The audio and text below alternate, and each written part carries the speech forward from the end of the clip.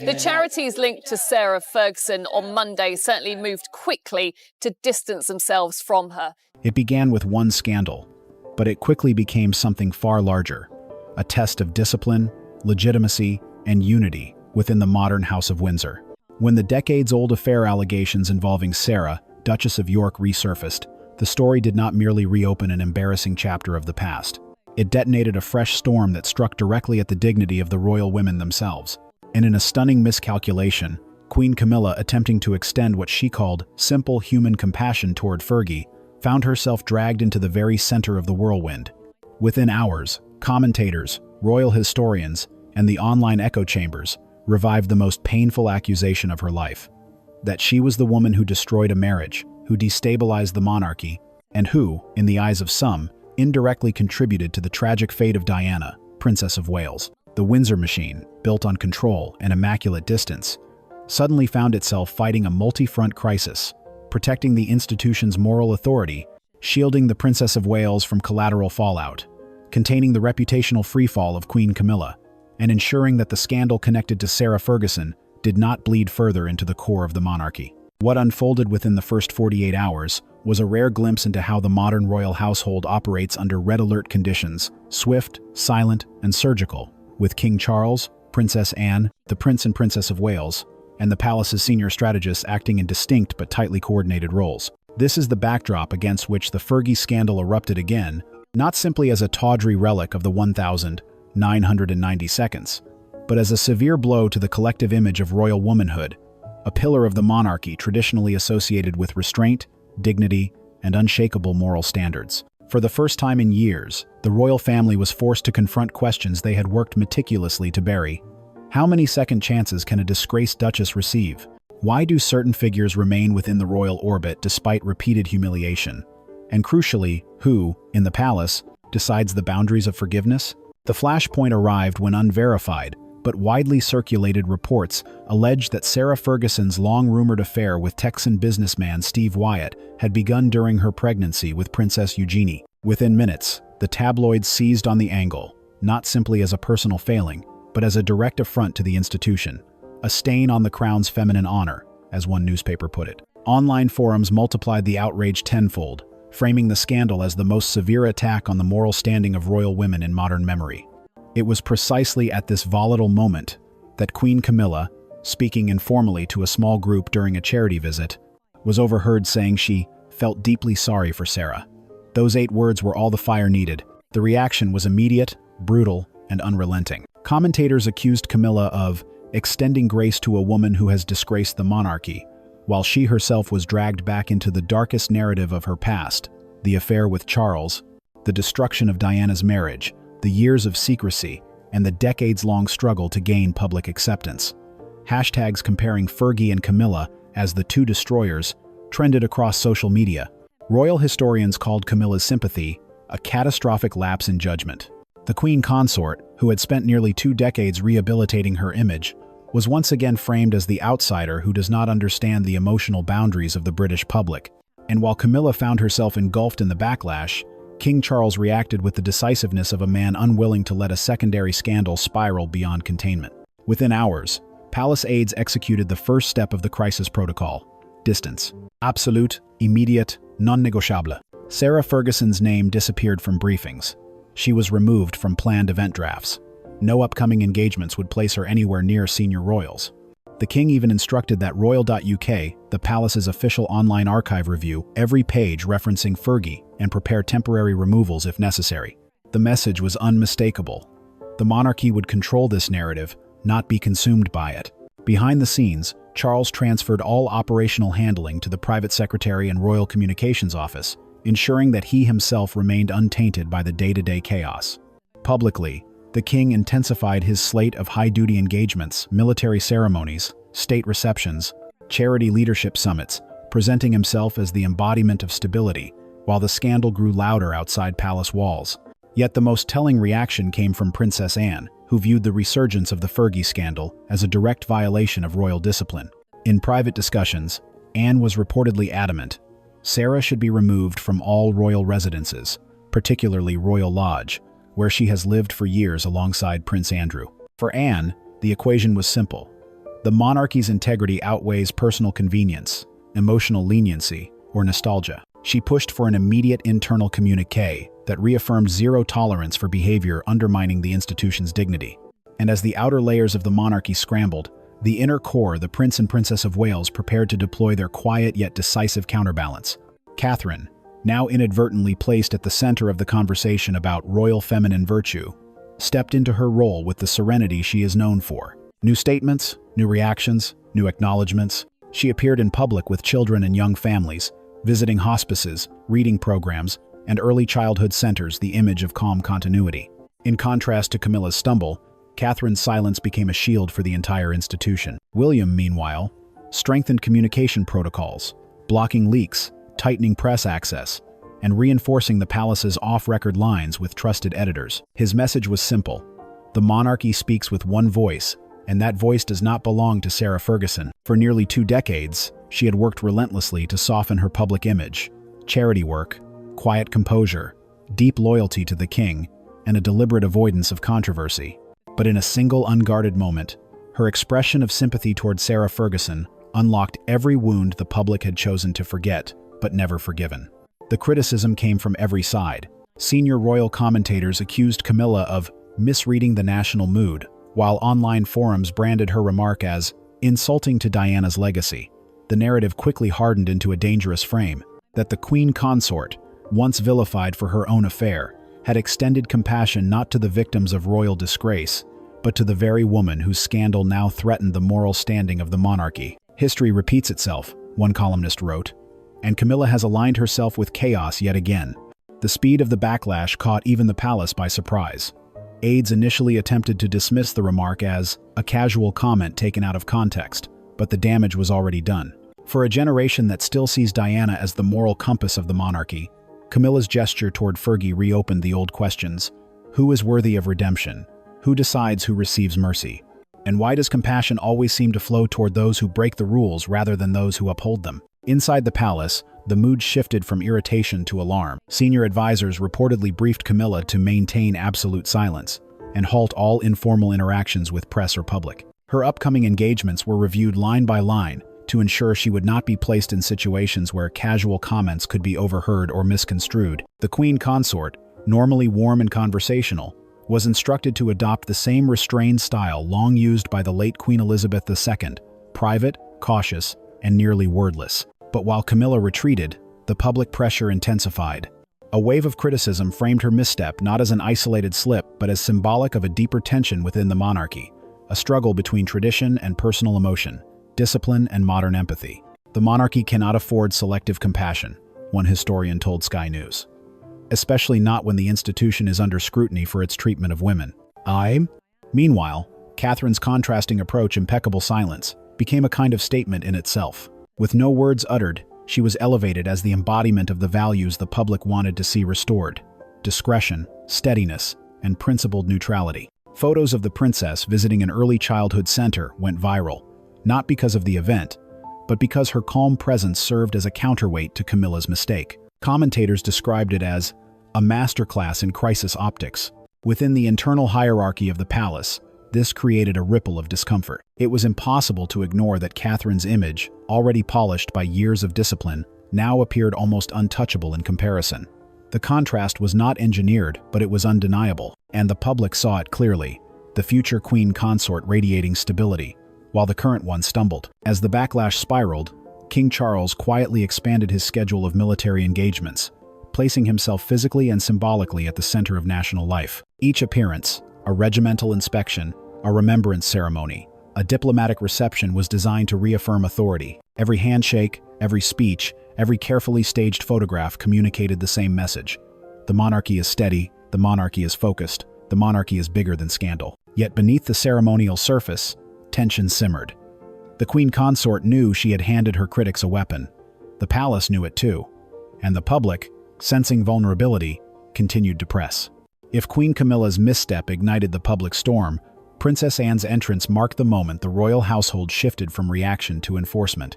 Within the Windsor ecosystem, Anne's role is unofficial, yet universally understood.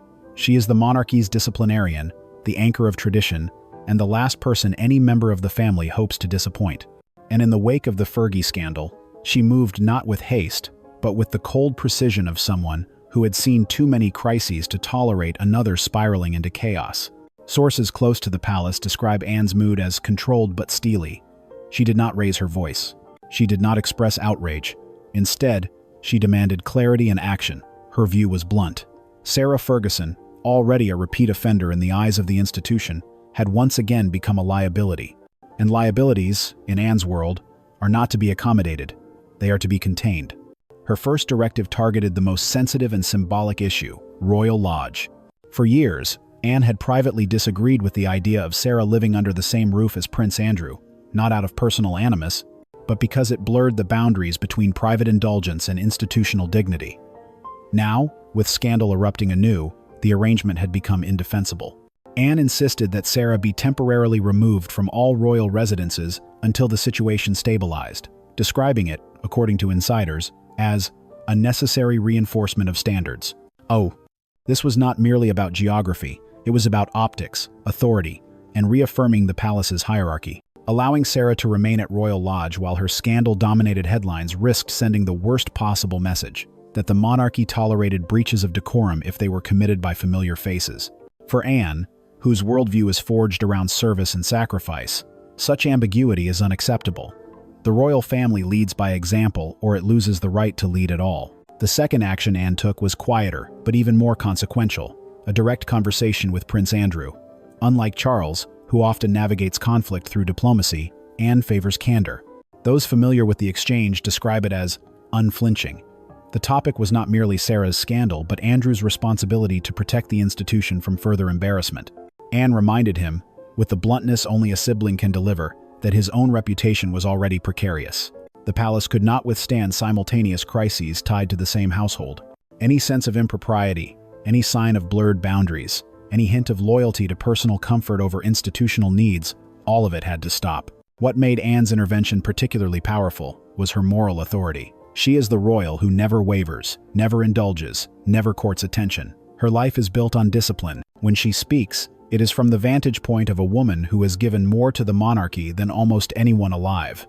Andrew listened, not because he wished to, but because he had no choice. As Anne managed the internal discipline, she also turned her attention toward the future of the monarchy, specifically Catherine and William. She understands better than most that the survival of the institution depends on the credibility of the next generation. In the shadow of Camilla's backlash, Anne made a deliberate effort to reinforce the status of the Prince and Princess of Wales. She ensured they were shielded from secondary fallout. She encouraged Catherine's increased public presence. She supported William's tightening control over communications. Every move she made was aimed at restoring the monarchy's center of gravity. And it worked. Catherine's serene appearances reading to school children, discussing mental health initiatives, greeting young families became a subtle counterweight to the chaos surrounding Sarah and Camilla. Her poised silence, her consistent grace, her refusal to engage in any narrative tied to scandal, all of it reaffirmed her status as the monarchy's stabilizing force.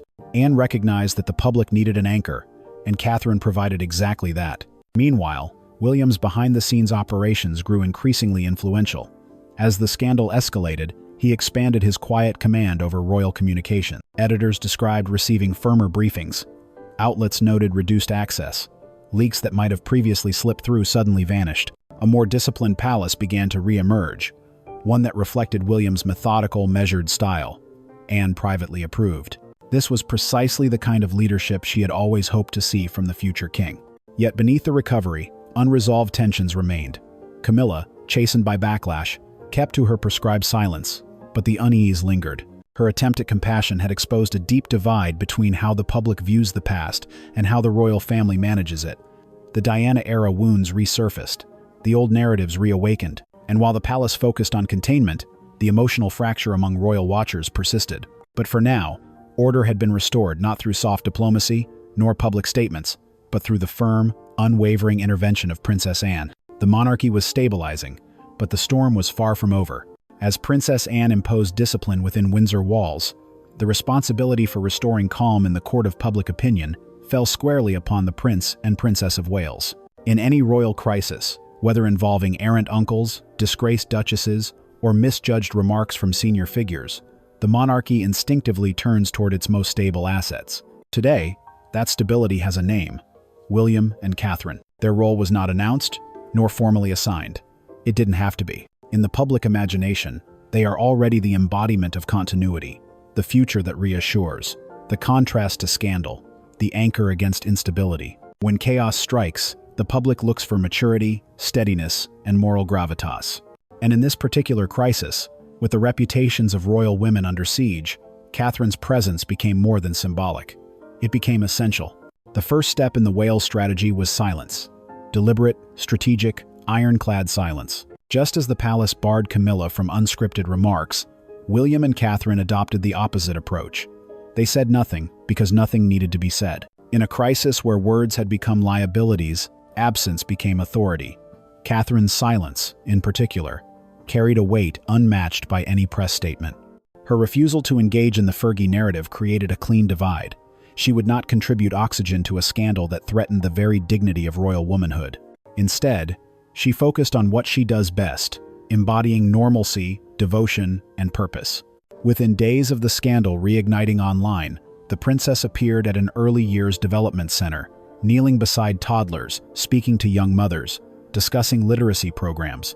The visit had been scheduled long before the scandal broke, but the timing transformed it into a quiet form of defiance. While the monarchy was accused of moral erosion, Catherine was photographed comforting a child, listening intently to families, standing as the visual reminder of the values the public still trusted. Her expression that day, calm, patient, softened by empathy, circulated widely across social media. It wasn't just a royal engagement, it was a counter-narrative. The message was unmistakable. Scandals come and go, but the monarchy's future remains grounded in dignity, discipline, and service. Behind the scenes, William's influence was even more pronounced. His leadership of royal communications, once subtle, now unmistakably firm, set a new tone for the institution. He convened senior advisors, reviewed ongoing briefings, and instructed communication teams to adopt a unified front. Leaks, which had plagued the palace in previous crises, noticeably dried up. Commentary from sources close to the royal household decreased dramatically. The information flow became disciplined, almost militaristic, reflecting William's determination that this scandal would not metastasize into something larger. Editors from major outlets, The Times, The Telegraph, even traditionally critical publications reported receiving more guidance than usual regarding palace expectations. Not threats, not censorship, but pointed reminders of what the royal household considered dignified coverage. Several royal correspondents noted that William's team emphasized the need to maintain perspective and avoid framing the entire monarchy around the failures of individuals who were no longer working royals. In other words, the Waleses wanted the narrative pulled back to the core institution and themselves. And the strategy worked. Coverage increasingly shifted from Fergie to the monarchy's response, and from Camilla's misstep to Catherine's calming presence. William's own public appearances reinforced the shift. Visits to military bases, meetings with veterans, urgent climate briefings. Each engagement served two purposes, showcasing his preparation to be king and burying the Fergie scandal under layers of responsible leadership. But the most significant move came quietly, almost invisibly, in the form of what palace aides call recentering. This technique, used sparingly and only during moments of reputational danger, involves subtly increasing the presence of the heirs in public consciousness, so the institution's future remains more visible than its embarrassment. Catherine was placed at the forefront of several high-profile engagements. William's speeches grew more pointed, more authoritative. The children George, Charlotte, and Louis made controlled but uplifting appearances. Each moment acted like a pebble dropped into the water, creating ripples that slowly neutralized the scandal's spread. Yet even as William and Catherine steadied the monarchy, the tension at the heart of the crisis remained unresolved. The public was not simply angry at Fergie. They were angry at what she represented, a reminder of a past where royal morals were inconsistent, where compassion was selective, where discipline seemed optional for some and brutal for others. And Queen Camilla's ill-timed empathy had poured salt on those wounds. That was the complexity William and Catherine now had to manage. Their role was not merely to shift headlines or reassure the public. It was to redefine the moral center of the monarchy, at a moment when old narratives were reawakening with fierce intensity. And they were succeeding, but the storm had not fully passed. If the palace had hoped the Fergie scandal would burn out quickly, they underestimated the one force even the House of Windsor cannot control: the collective memory. As the days unfolded, it became clear that public reaction was not simply about Sarah Ferguson's decades-old affair. It was about something deeper, more visceral, almost generational. A reckoning with the monarchy's long, uneven history of holding its women to impossible standards, while allowing others to slip through the cracks.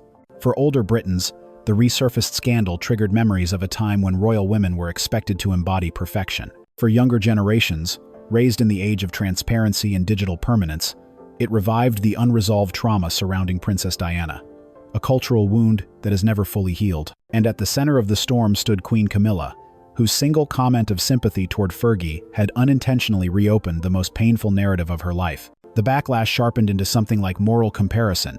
Catherine was celebrated as the epitome of discipline and grace. Anne was praised for her ironclad loyalty to duty. The late Queen Elizabeth II was held up as the eternal symbol of restraint. Against these towering examples, Fergie's old scandals looked not merely undignified, but corrosive, and Camilla's misplaced empathy appeared out of sync with the emotional memory of the nation. What made the moment especially volatile was how quickly the discussion shifted from Fergie's actions to the monarchy's broader pattern of dealing with scandal. Journalists pointed out the contrast between the palace's strict, almost unforgiving treatment of Diana in the 1990 seconds and its far more lenient attitude toward Sarah Ferguson in the decades that followed. Social commentators questioned why disgraced male figures within the family had been quietly rehabilitated while female figures were judged, ridiculed, or weaponized for public consumption. This broader conversation placed extraordinary pressure on the palace. The monarchy was suddenly facing two crises at once: the immediate fallout from the Fergie affair, and the deeper, far more dangerous question of whether the institution had been consistent or fair in its handling of scandal. Into this emotional landscape stepped the voices of historians, royal biographers, and former courtiers. Some defended the monarchy's resilience, arguing that the institution had weathered far worse. Others insisted that this scandal, though rooted in the past, threatened the moral foundation that underpinned the monarchy's legitimacy. Royal women, one historian remarked on BBC Newsnight, have long been the moral compass of the crown. When that compass appears damaged, the entire institution feels it. It was this very idea, the symbolism of royal womanhood, that made the Fergie scandal so uniquely destabilizing. For centuries, the monarchy has relied on the image of its female members as guardians of decorum, dignity, and continuity. Queen Victoria, Queen Mary, Queen Elizabeth the Queen Mother, and Elizabeth II herself had all upheld this standard. Diana, in her own way, embodied it too vulnerable, human, but morally resonant. Catherine now carries that mantle flawlessly. And yet, Fergie's resurfaced affair, paired with Camilla's poorly timed compassion, struck directly at the heart of this lineage. It threatened to turn the conversation from reverence to ridicule. Internet memes compared the old guard of royal women to the chaotic era of the 1990 seconds. Commentators debated whether the monarchy could still claim moral superiority when one of its former duchesses had, in the words of one tabloid, committed the most spectacular act of self-destruction in royal modern history. These critiques were amplified by the emotional response from Diana loyalists. For decades, the late princess has remained a symbol of truth and vulnerability, a woman whose suffering shaped public perception of the monarchy more profoundly than any other member of the modern era. Now, as Camilla faced renewed criticism, the old divisions reignited. Hashtags referencing Diana's death surged. Some accused the palace of hypocrisy for protecting certain reputations while letting others deteriorate. It didn't matter that the accusations were emotionally charged rather than factual. In moments of national scar tissue, emotion becomes truth. Behind the gilded gates, the royal household braced itself. Advisors recognized that this was not a typical scandal cycle. It had transformed from a tabloid storm into an existential inquiry about fairness, morality, and the monarchy's ability to evolve. The danger was no longer Sarah Ferguson's reputation. It was the risk that the public might perceive the institution itself as selective, inconsistent, or morally compromised. To counter this, the palace pivoted toward its most reliable tool: visibility of the future. William and Catherine continued their steady public engagements. Anne intensified her schedule of military duties, projecting strength and discipline.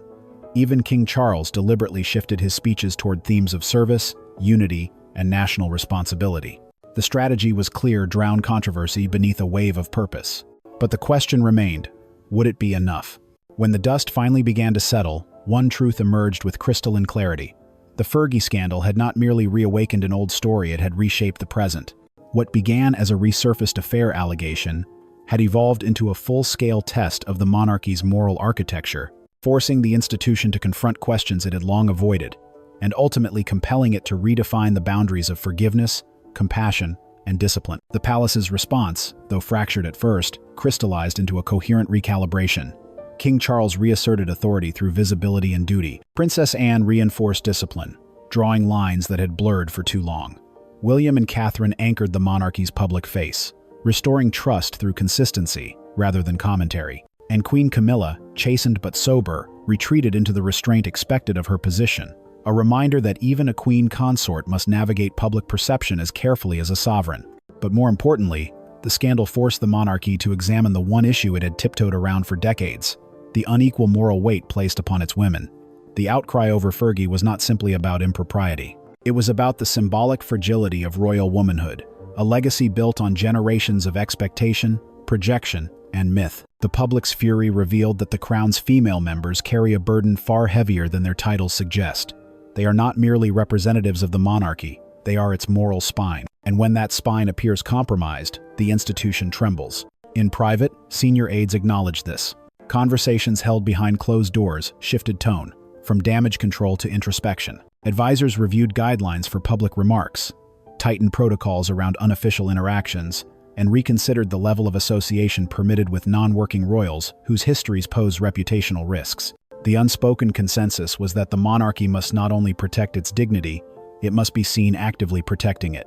As for Sarah Ferguson, her future within the royal orbit hangs in delicate balance. Though Charles's distancing was swift and decisive, and Anne's insistence on discipline unyielding, the palace stopped short of outright banishment. Instead, Fergie's status quietly shifted into what one aide described as limbo, neither included nor exiled, tolerated but not endorsed, connected but no longer welcomed in public-facing proximity. A symbolic reminder that forgiveness within the monarchy is possible, but reintegration is not automatic. And then there was Camilla. For all her efforts across 2 decades to rebuild her public standing, this scandal reminded her and the palace that the shadow of Diana has not fully faded. Her brief compassion toward Fergie may have been human, but it was politically hazardous. The lesson was painful but clear.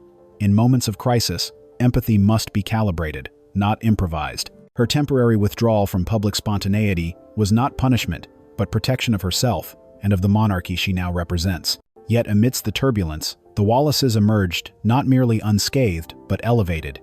Catherine's serene consistency provided the emotional reassurance the nation craved. William's firm control over communications restored the sense that someone was, quietly but competently, steering the institution. Their poised response did not erase the scandal, but it reframed it.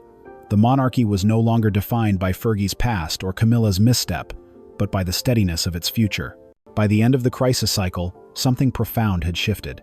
The monarchy had weathered the storm not by denial or deflection, but by returning to its core principles: discipline, service, restraint, continuity. And though the echoes of the scandal will linger as royal scandals always do, the institution emerged with a renewed understanding of its vulnerabilities and its strengths.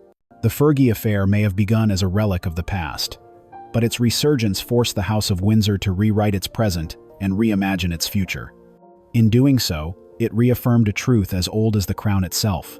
The monarchy does not survive by perfection, it survives by correction. And this time, correction came not through scandal, but through the quiet, deliberate resolve of the family's most disciplined heirs.